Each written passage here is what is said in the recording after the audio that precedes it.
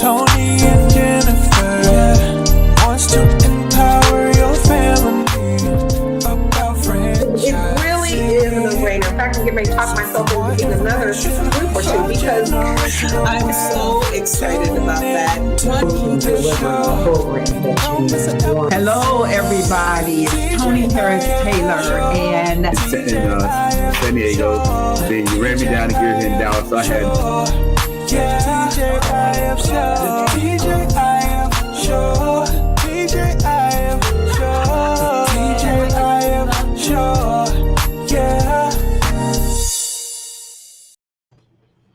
I swear, we never get enough of our own theme song. We're in the background just dancing, having a party. It's Hey, TJIF, y'all. Hi, Tony. How are you? I'm doing wonderful, Jennifer. Welcome to the TJIF show. Today is Friday, July 15th, and we have a very special guest, Miss Celeste Deal. She is the money lady. She's going to talk to us about how to get our money right.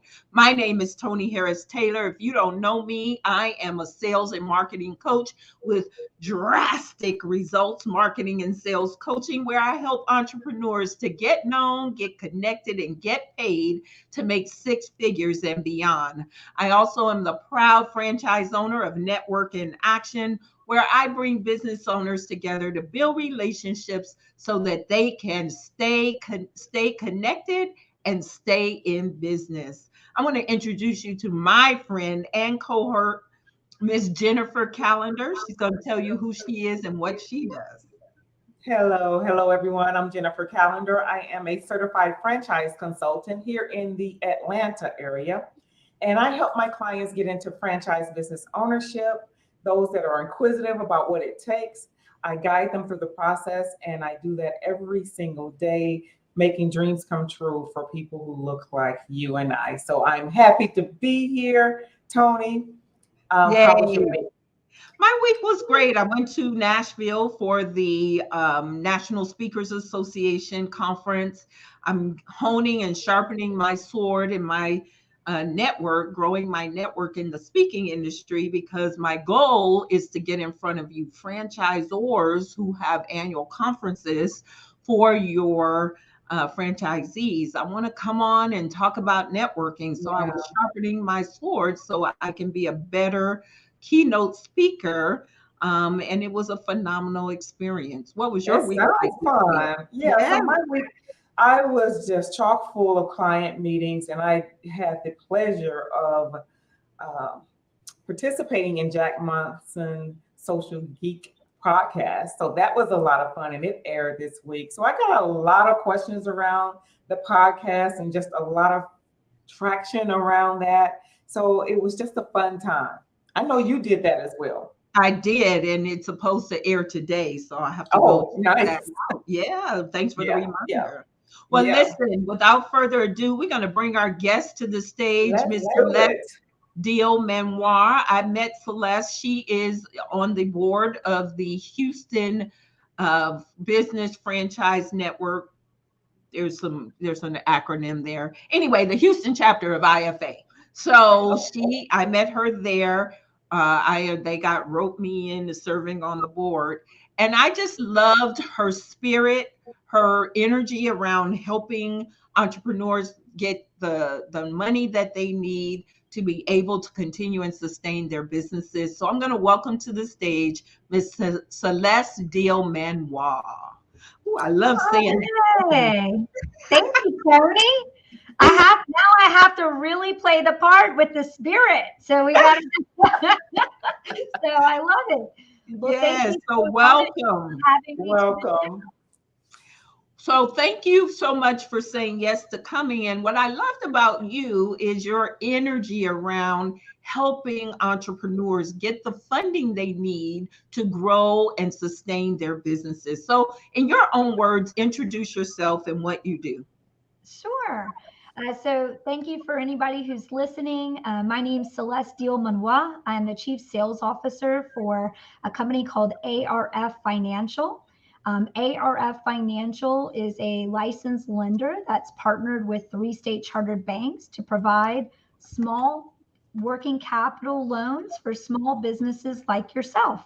I've been with the company and helping small businesses for 21 years with this company and have directly funded over 100 million in loans. So I'm excited to be able to help other small businesses that are listening onto the show and talking to them about the options they have for their business, whether that's through me or through other options, depending on their business type. But here to answer any questions and be able to guide through any of the lending. Listen, lending is not always fun. So a lot of clients, when we deal with clients, they're, listen, they're stressed. They're trying to get the money they need. They want to grow their business. They're trying to take things to the next step. And they just need somebody who understands their business, understands what they're trying to accomplish, and help them get to the end goal, whether that's me, whether that's another lender, but they need guidance. And that's what we do. So we provide them the guidance they need. Wonderful. And I know you are very, very passionate about that. So what in predetermining having you on, we wanted to talk about some of the mistakes that entrepreneurs make when it comes to getting funding. They're not quite ready yet. And so if you could give us your top 3, what are the top 3 mistakes you see entrepreneurs making when it comes to getting funding? And then how do you help solve for that? So the number one mistake and when reaching out to lenders is when you're asking for capital, having it highly detailed of what you're trying to accomplish. It is not the lender's job to create your business plan. And so it's your job to produce what you're trying to accomplish. So therefore, we can figure out if we're the right lender for what you're trying to accomplish for your business. So that's mistake number 1. Coming and just saying, I'm looking to see what you can lend to me is not the approach from a lender. They want to know what you're trying to do and where you're going. And did you think this through? Second of all, mistake is, really understanding who the lenders are to where you are in your business. There's different lenders that help based on different types. So when you have startups, or are you in growth mode, or now are you a developed company that's trying to get to the next level? Those are 3 completely different buckets of small businesses, right? One that's trying to start, one that's in a growth mode, trying to take their business to the next level, and one that's in a stage where well-developed, a very mature company, but might be looking at other acquisitions or other types of needs for capital. So very important to know as you're targeting lenders, what lenders work based on where you are in your business. Are you in startup? Are you in growth? Or are you a mature company? That's real good. That's really good. Okay. And then number 3. And then number 3 is, please make sure you have access to your financial documents. So we need to make sure when you come in, any lender is going to need access to be able to review your business and your financial documents, and be prepared to be able to provide those documents. Unfortunately, we're not in a business to be able to say, sure, we'll give you $100,000 and you don't have to provide me one set of document. We got to have documents, right? We got to have things documented. Every lender is going to want to know what your sales are, where you're trying to go, what you need the capital for. If you take it to the next step, what's the return on the investment? And do you have the financials to back your project, right? Like what you're trying to accomplish. So making sure you have your ownership, structured, right? So if you are an LLC, you have an executed operating agreement. So if you're a sole prop, that's okay. We understand that's, you're an individual, but we need that information and making sure everything is current with the state. So if you're operating with a business and you're not filing your reports and doing things, that's going to be hard for a lender to get that through. They're going to have to get all that cleaned up, so staying I, on top, making sure you have your organizational documents, you how know, you're organized. you bring up a really great point there, and let's start there, because for me, when I really realized I was a real business owner, there were two things that happened. I moved into an office. I moved out of my home base into an office, and then I hired a financial person to do balance sheets, profit and loss statements, stuff I hate. I don't even want to look at them. But when COVID hit, they were already ready already. I was able Mhm. to get the money because I had treated my business, took my business seriously, and invested in getting those financial documents. So I that's think one of the, I think that's so important. And that's a great point, Tony. I think, when it comes to finances, it's just so easy for us to say, okay, that's on the back burner because that's the stuff I don't like to do. But you put people in place to help you. And when it comes time where you need those services, you have the structure and elements there. And, Celeste, when you talked about the three items, I instantly, go to franchising. And Mhm. to our audience, maybe the three items sound daunting, right? You got to have a business plan. You got to know where you are in your business. You got to know what you're asking for based on where you are. And you have to have access to your financial documents. Right. But the good news there is when you think about this in the franchising world, a lot of that's already there because you're coming in under a franchisor. They have a franchise disclosure document. You can pull certain elements from that Right. document, populate your business plan. And so I want to make sure that the audience knows that even though these are the things you need to have in place, it's doable. It is It's completely doable. And yes. the only other thing I would say on top, I mean, because I only had three, but there is a one other one I'm going to add, and that is I love when I get the call from small business owners and I ask them, okay, well, when do you need the funding by? And they're like, yesterday. Come on, we got to get it planned out. You got to plan, okay? Like, Yeah, so, yeah. so every business should have access to a line of credit. They should have access to working capital at all times. Sometimes in business, things are going smoothly and you don't need it, but you need to know it's there in case an emergency arises. You need to be able to have access to draw funds when you need it, pay it back when you don't, and every business should have themselves set up for that as well. So absolutely, that's absolutely. very Yeah. important. And so, Here's what are some of those things you should not be doing right now if you're looking at taking advantage of some lending or some funding? So, you shouldn't be buying a house. You shouldn't be buying those high ticket things. True or false? There.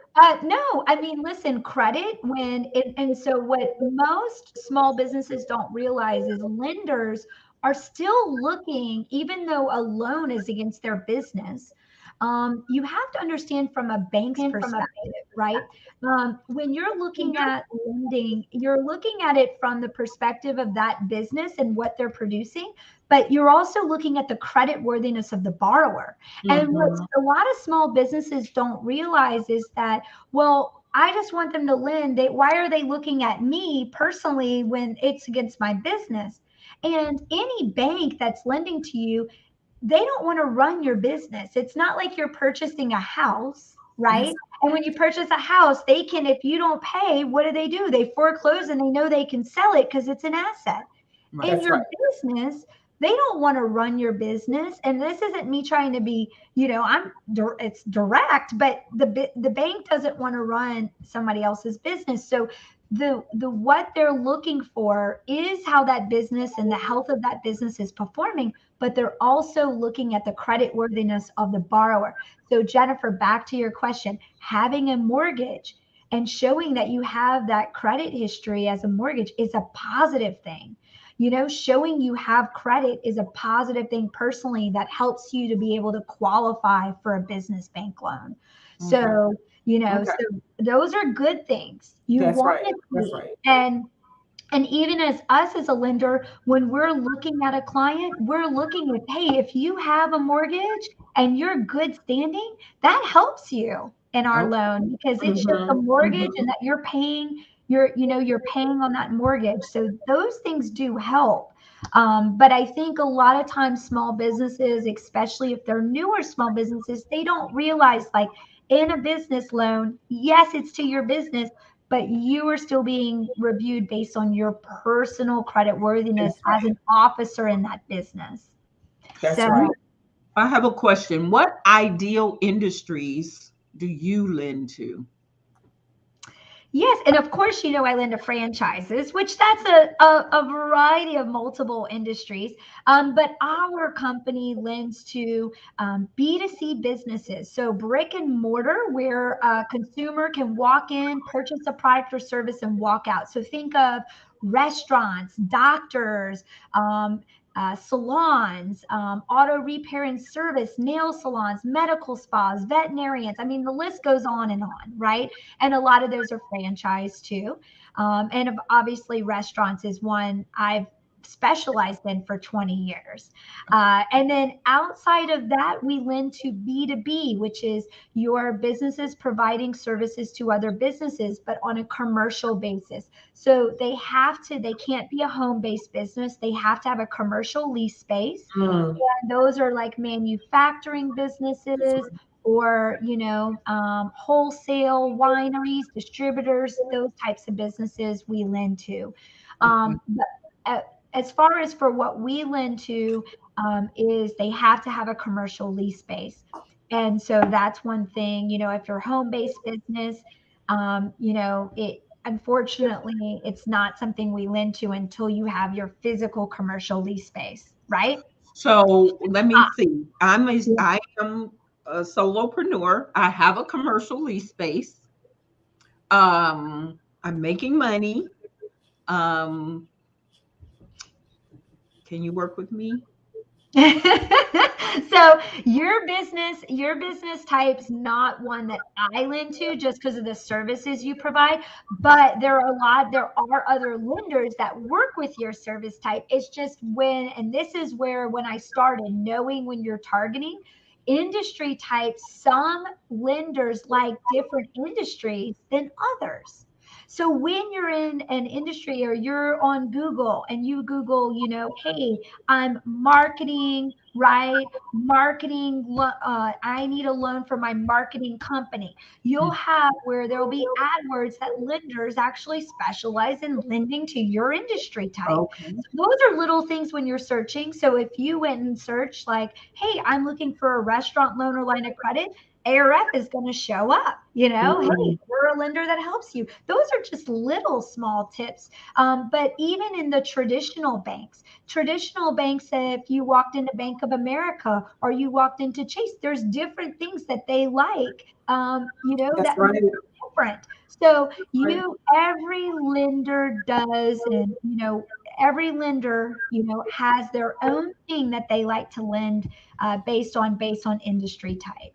So, So, and then when you talk about that and you layer on, this is great information, by the way. So if you layer on the fact that you are looking at credit score, what does that look like for you as well? So lending on credit, typically, and it doesn't have to be super high, but our minimum credit score, believe it or not, is 551.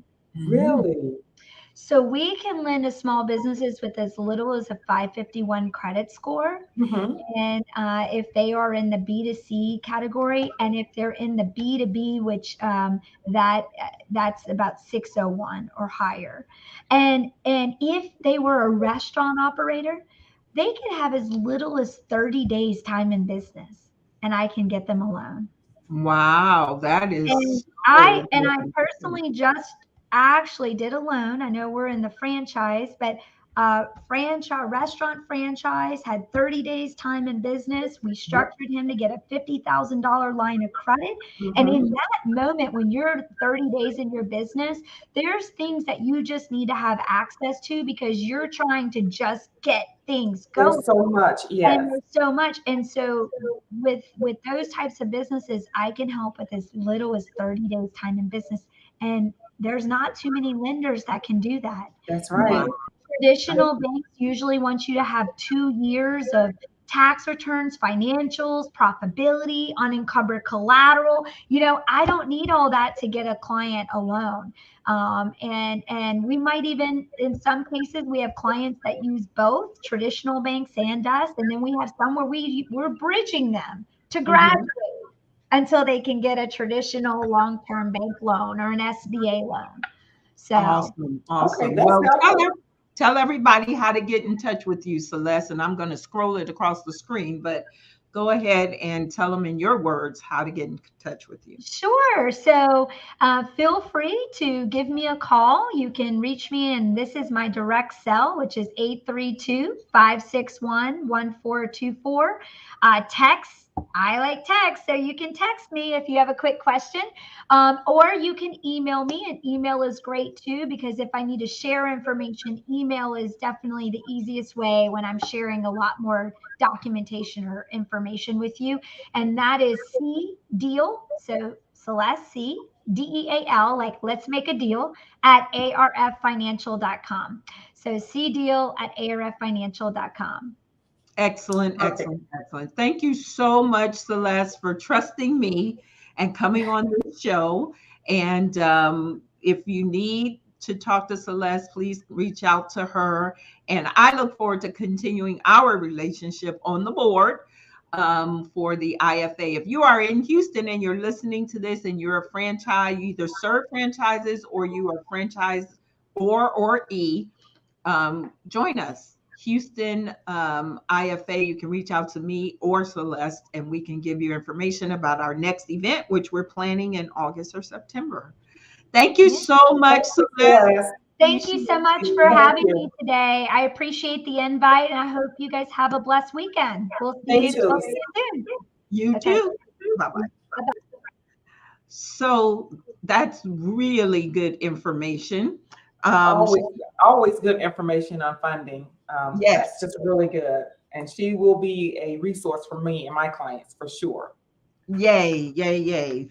Well, listen, we have a lunch and learn for Network in Action. So I want to remind you all that if you want to get our 7 steps to franchise ownership, go to tjifshow.com, download those 7 steps.